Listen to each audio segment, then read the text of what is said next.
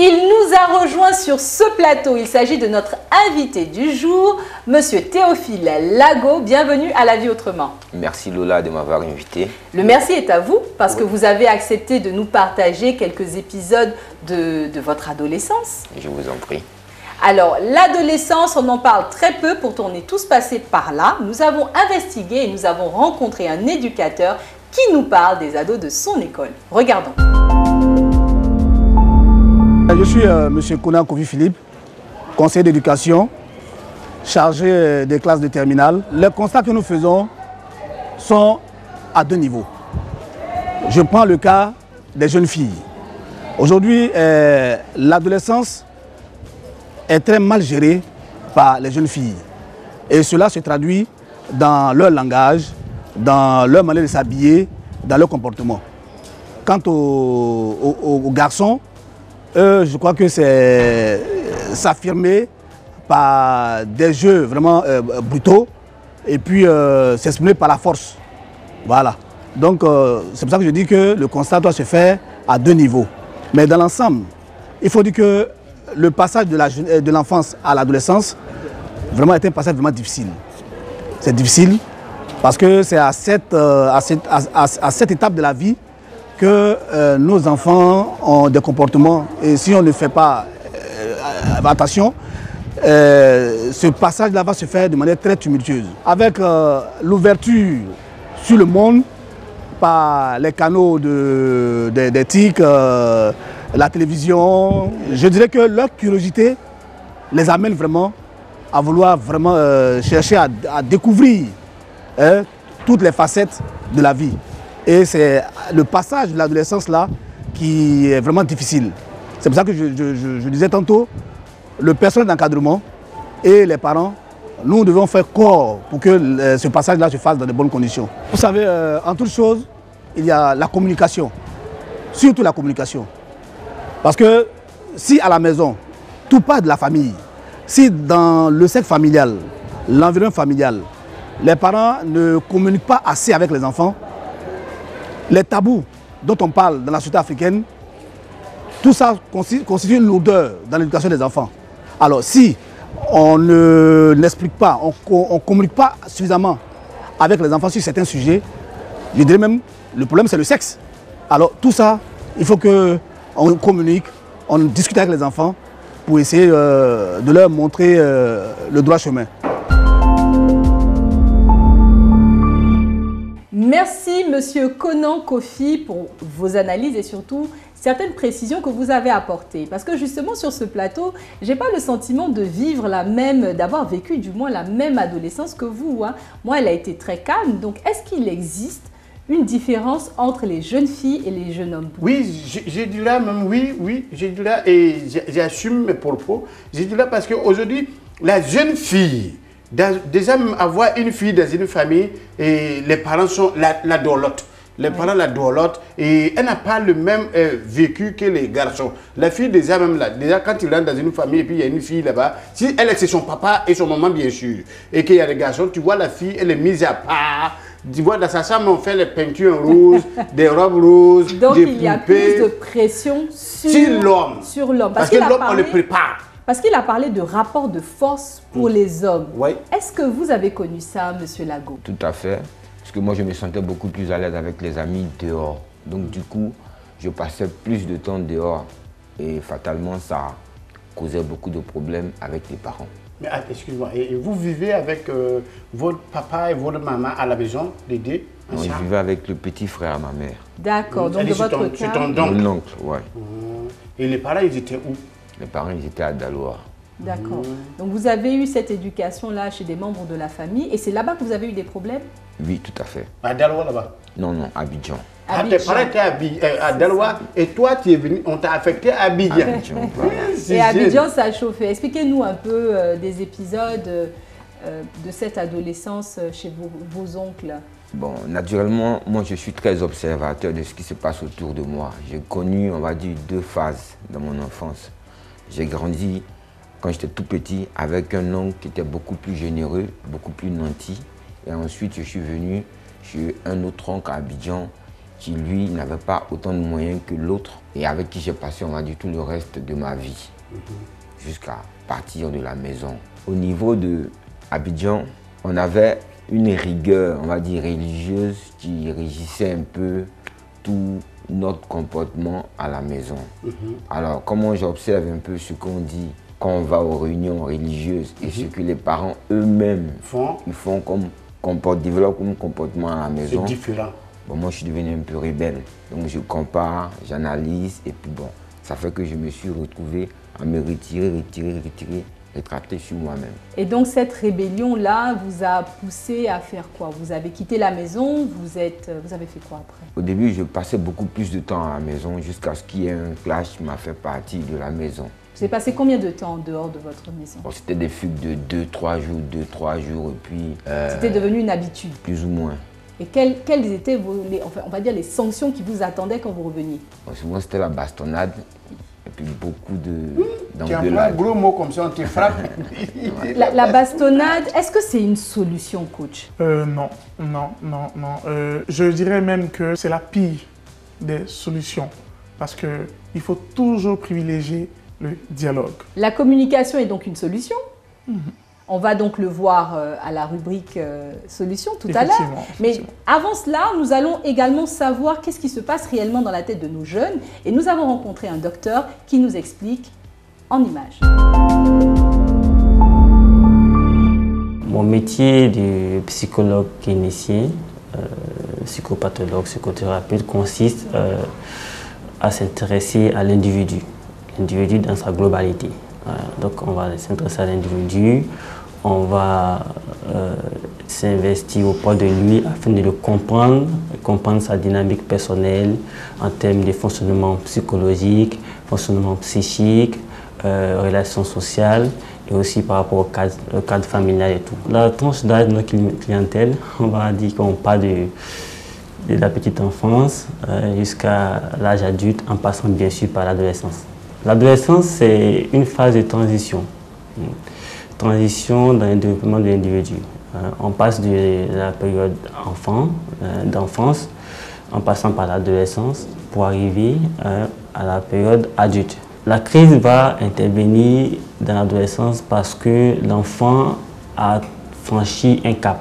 Il est dans un cap où on sera face à un boom au niveau biologique des hormones. Donc on aura, si c'est des petits garçons, que ce soit des petits garçons ou la jeune fille, on aura vraiment un boom, donc il va créer aussi au niveau corporel des réactions. On voit que la voix va changer, la voix devient grave, ou l'apparition des seins, ou des boutons au niveau du visage et tout ça. Donc on aura vraiment un changement qui est tant au niveau interne qu'au niveau physique. Donc l'enfant, quand il sera dans la glace, il ne se reconnaît plus. Et après, au niveau psychologique, c'est bien sûr cette sphère-là qui rentre dans le volet psychologique parce que je ne suis plus en accord avec moi, qui suis-je actuellement et comment je dois faire par rapport à cette phase, ces différents troubles, angoisses et autres qui viennent. Donc là, on a une complication. Et aussi au niveau affectif, l'enfant sera dans la confrontation, la provocation, l'opposition par rapport aux parents et à l'entourage et tout ça. La période de l'adolescence et la période de la crise d'adolescence sont tous liés à la même période de transition qui est l'adolescence. Une transition dans laquelle on va être confronté à un très grand remaniement psychique. D'accord, ça c'est le volet purement psychologique. Et aussi au niveau biologique, on aura des transformations avec le boom hormonal et tout ça qui va créer des transformations physiques. Donc du coup, l'enfant de façon intrapsychique est en désaccord avec lui-même, donc il est en conflit avec lui-même, qui suis-je en fait. Et après, on sera aussi dans le moule affectif où il y aura une résurgence des conflits édipiens. Donc l'enfant va rentrer encore en confrontation avec les parents. Et c'est toute cette phase-là de troubles qui doit vraiment aboutir à la stabilité de la personnalité pour qu'il puisse entrer dans la phase adulte. Merci à Monsieur Koné pour toutes ces précisions qui nous permettent de mieux comprendre qu'il y a plusieurs étapes et plusieurs manifestations et transformations chez nos ados. Boukari, lorsque tu étais plus jeune, comment est-ce que tu as exprimé ta crise ou bien du moins ton adolescence? Bon, en fait, pour moi, ce n'était pas une crise. Hein. Comme j'ai dit au départ, que c'est une famille qui était décomposée. Donc, la père est ici, la mère est là-bas. Donc, tu te retrouves dans un milieu où tu as besoin vraiment de l'amour maternel et tu ne l'as pas. Donc, tu es obligé, enfin, c'est comme tu commandais quelque chose, mais on ne te comprend pas. Donc, moi, j'étais obligé de subir ce qu'on m'imposait. Vous voyez. Donc, même quand je me faisais entendre, on ne percevait pas forcément ce qui se passait.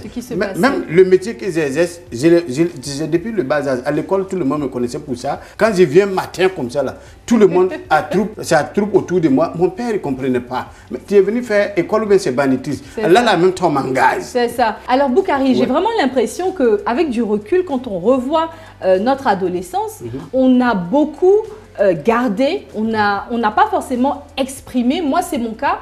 Je pense que notre invité en a parlé également, il était introverti, n'est-ce pas? Beaucoup. Mais est-ce que vous avez fait comme Boukari? Vous avez suivi le rythme, vous ne vous êtes pas laissé faire, vous? Non, moi je ne suis jamais le rythme. D'accord, jamais le rythme. Jamais. Boukari, comment est-ce que toi tu as fait pour suivre le rythme? Non, moi je n'ai pas le choix. On t'impose quelque chose. Au moins, je me disais, si ma mère serait près de moi là, je pourrais pour partir là-bas. Mais regarde, moi j'étais à Timé. Ma mère elle est à Biguin. À quel moment et puis encore, mon père il travaillait, il était au centre émetteur de la télévision à Tiémé. Là-bas c'est un cercle fermé. Donc à quel moment tu as quitté ici? Le temps on va te poursuivre là. C'est vrai qu'on dit les enfants c'est courir, mais c'est pas c'est cassé. Tu vas casser où? Là. Donc tu es obligé de subir et on se taisait quand même. Et bien je veux dire que ce n'est pas quand même une mauvaise chose parce que c'est tout cela qui m'a forgé aujourd'hui. C'est tout cela qui a fait de moi un homme. Qui fait aujourd'hui que je sais comment, quand quelqu'un dit il chauffe, j'ai une oreille pour l'écouter. Quand quelqu'un dit, quand un enfant me parle, je l'entends. Et donc aujourd'hui, quand quelqu'un me parle de problèmes, j'analyse et je sais s'il dit vrai ou faux. Parce que je porte sur moi aussi le fardeau de cette ville-là. Voilà. Mais notre invité, lui, il a également vécu loin de sa maman. Il ne pouvait pas forcément courir pour y aller. C'était pareil pour le papa. Et vous avez fait tout ça. Qu'est-ce que vos oncles ont fait en retour? Leur réaction, c'était quoi? Il y avait les engueulades et puis il y avait la chicotte. Mais moi, je me suis réfugié chez les amis. Donc, je passais beaucoup plus de temps chez les amis. Souvent, il m'arrivait de passer la nuit chez mes amis. Sans autorisation? Non. Des fois, je rentrais à la maison et puis je ressortais. Mais quand tout le monde dormait. Parce que comme on était à l'étage, alors, je passais par la deuxième porte. À l'étage? Ouais. Vous avez fait tout ce qu'il ne faut pas faire. Comme beaucoup de téléspectateurs. Non, là-bas, c'était un peu plus facile parce que, on va dire, il y a une salle qui ressemblait un peu à la cuisine de la première porte. À la deuxième porte, elle était collée à la rampe d'escalier. Donc, il n'y avait pas de souci. J'enlevais les nacos et puis je rentrais dans la maison vers 23h minuit, tout le monde dormait. J'avais le temps de prendre ma douche. Mais et si les vieux pensaient que c'est un volet? Et puis là, le vieux, il se réveille à 3h du mat pour faire son petit tour de la maison. Donc, je m'arrangeais pour sortir avant 3h du matin. C'est ce que tous les ados pensent. Hein. Ils maîtrisent les parents, ils connaissent leurs habitudes, mais vous prenez des risques. Hein. On a pris des risques, n'est-ce pas? On a pris beaucoup de risques. Et l'ado qui regarde cette émission, tu es en train de prendre des risques. Oui, c'est pas vraiment très, très joli à voir de prendre ces genre de risques. Mais j'ai dit aussi aux parents d'aller doucement parce que la communication, c'est important pour un enfant. Il faut écouter. Aujourd'hui, moi, je suis avec mes enfants, je les envoie au restaurant, ce que je n'ai pas vécu. Et je permets même à mes enfants, quand c'est la Noël, je le dis et je l'assume, j'ai 6 enfants. Ce qu'il veut, je lui demande, qu'est-ce que tu veux? Parce que je ne veux pas voir mon enfant chez le voisin. Je veux pas voir pas que je ne veux pas le voir chez le voisin. Et puis aller chez le voisin s'amuser. Mais aller rester, regarder les plats de mon voisin ou aller envier les jouets ou quelque chose sur mon voisin. Quand je sais bien même que je travaille pour ça, j'ai 6 enfants, je les assume. Je demande aux enfants, je les ramasse, allons-y, où vous voulez. Ils me disent où on veut aller. Quand j'ai les moyens, je vais avec eux.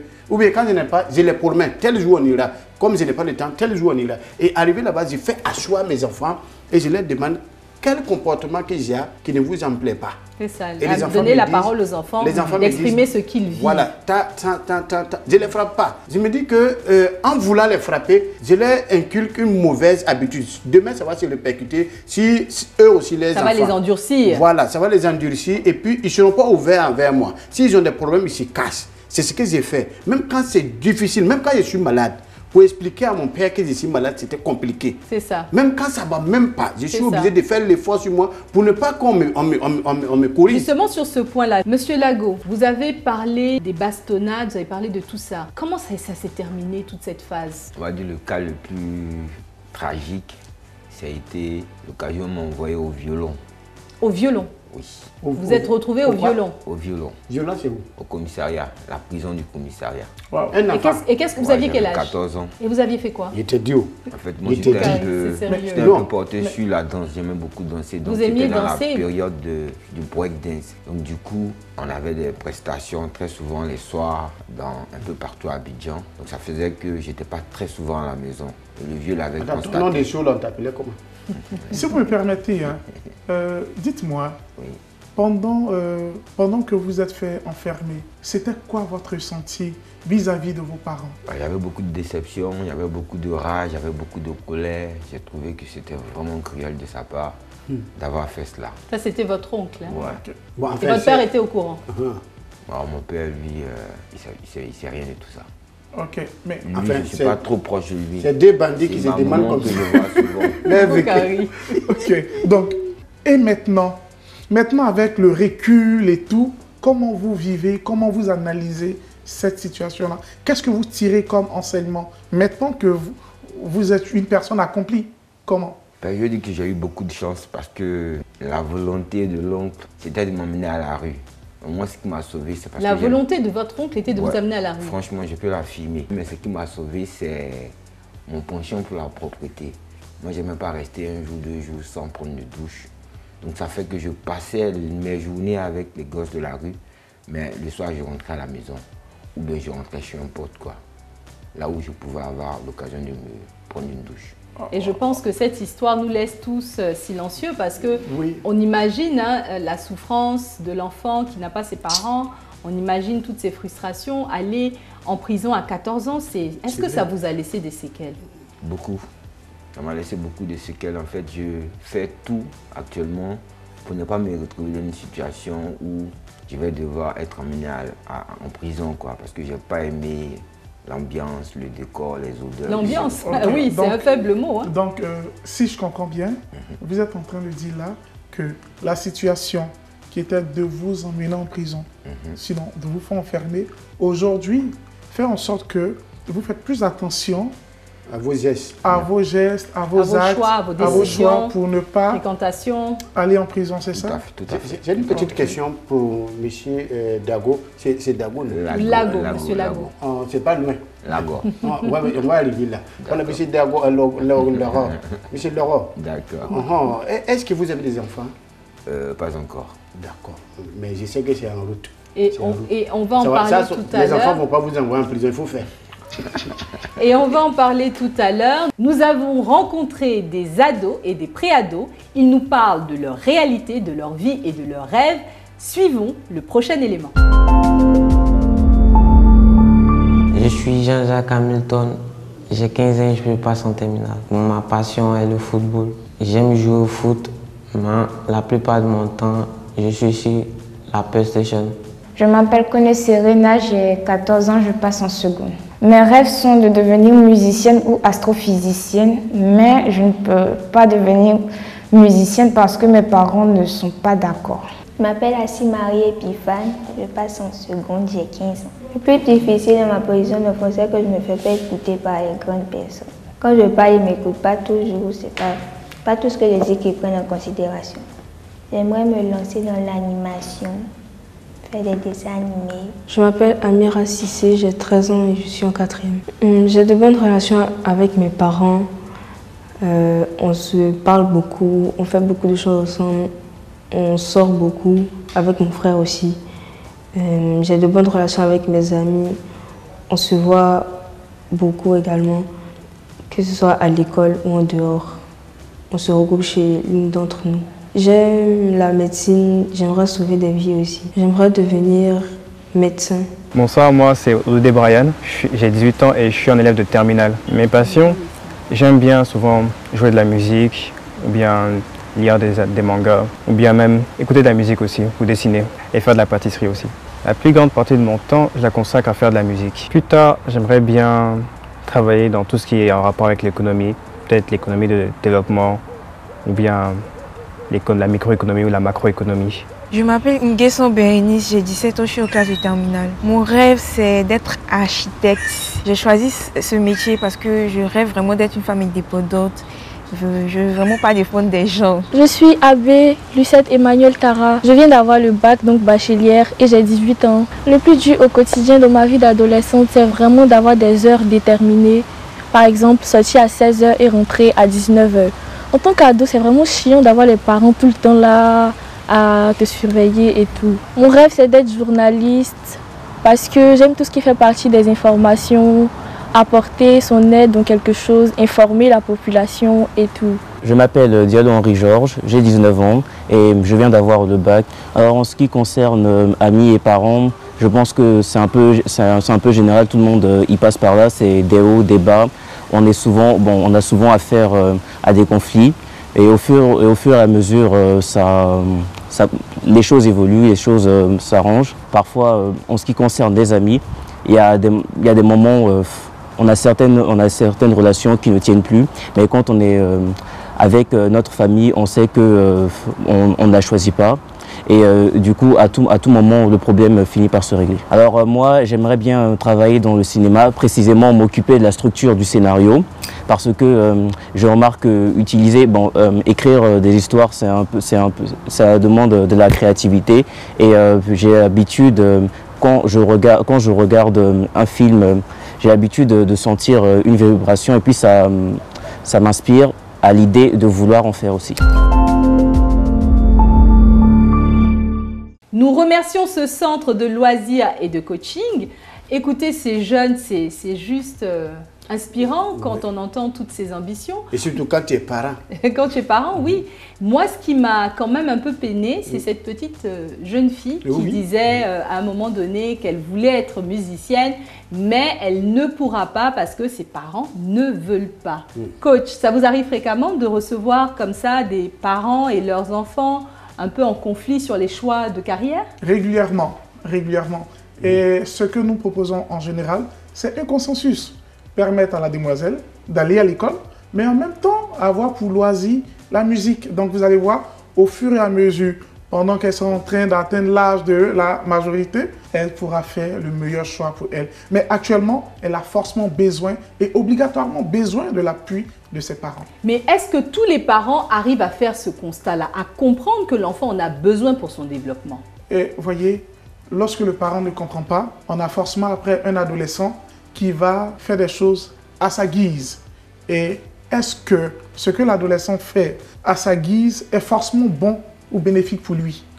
Ça, c'est la véritable question que nous devons nous poser. Alors, inviter les parents à être beaucoup stratèges. Parce qu'il y a donné l'impression à l'enfant de décider. Ça, ils peuvent le faire. Ça, c'est une astuce que vous donnez aux parents. Chers parents, le coach est en train de vous dire en clair, tout se négocie. Même empêcher l'enfant, on n'est pas obligé de le faire directement, c'est ça? C'est ça. Je voudrais savoir, Monsieur Lago, dans votre cas, est-ce que vous avez exprimé un choix de carrière et vous avez justement fait face à ce genre de blocage? Et ce qui vous a amené à être rebelle? Est-ce que c'est ce qui s'est passé chez vous? Pour cela, il lui fallait qu'il y ait de la communication. Or, il n'y avait pas de communication. Chez vous, c'était zéro communication? Zéro communication. D'accord. La communication intervenait juste pour les réprimandes. Jamais de félicitations? Si, quand même, il y avait des félicitations sur la propreté, sur le travail à l'école. D'accord, vous aviez de bonnes notes? Oui. Donc, en réalité, les parents n'affichent pas souvent, ou du moins, ils ne nous disent pas ce qu'ils pensent réellement de nous. Et ça fait mal et ça limite l'enfant, c'est ça? Et là, je profite de cette occasion pour, parents, attirer votre attention sur un élément. C'est de constamment encourager vos enfants. J'ai dit, n'ayez pas honte, n'ayez pas peur de dire à vos enfants, dites à votre enfant, je t'aime. Dites à votre enfant, tu es beau, tu es intelligent. Oui, c'est des éléments que vous devez régulièrement dire à vos enfants. Et si vous voulez, si vous avez une glace chez vous à la maison, je dis, arrêtez-vous avec votre enfant devant la glace et répétez ensemble, je suis beau, je suis intelligent. Et vous allez voir que tout doucement, ça va permettre à votre enfant de gagner en confiance. Vous savez, si votre enfant n'a pas confiance, votre enfant ne pourra pas réussir. Et vous aussi, vous n'allez pas réussir votre mission de parent. Et voyez, s'il n'y a pas réussite, vous n'allez pas être épanoui et vos enfants ne seront pas épanouis. Wow. Faisons tout pour que nos enfants puissent avoir suffisamment confiance en eux. Wow.